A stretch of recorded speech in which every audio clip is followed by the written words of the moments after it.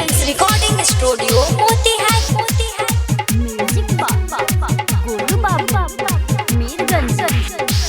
ऋषि के सभा से घर आजा मानो कहनवा राजा जी हो विदेशवा से घर आजा मानो कहनवा राजा जी छछनाता हो छछनाता हमर जियरवा आजा घरवा राजा जी रोता हमर खजनवा देता रहनवा राजा जी रोता हमर खजनवा बथ जो बनवा राजा जी।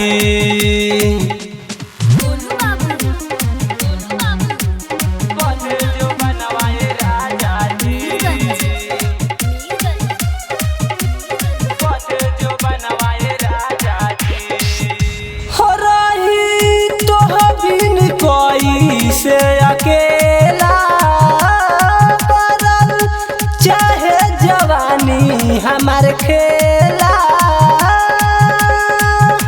हो रही तो बिन कोई से अकेला करल चाहे जवानी हमार खेला धधकता हमर जवनिया माने न मनवा राजा जी छछनाता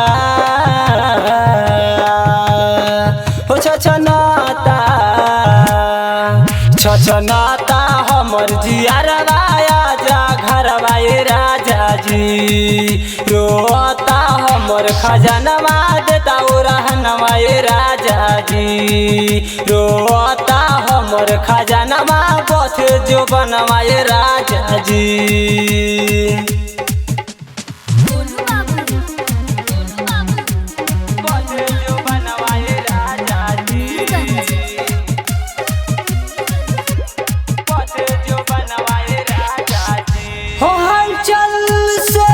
लहर उठे भोर से जाए चलल न जाता हमरा गोर से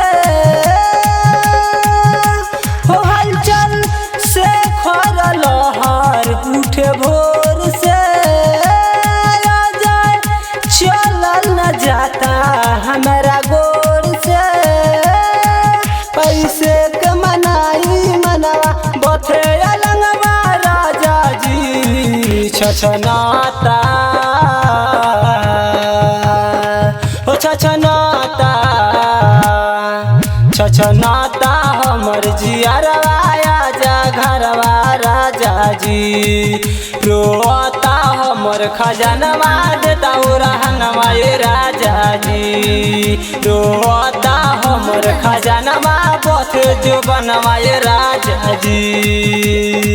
फिल्म्स रिकॉर्डिंग स्टूडियो मोतीहारी।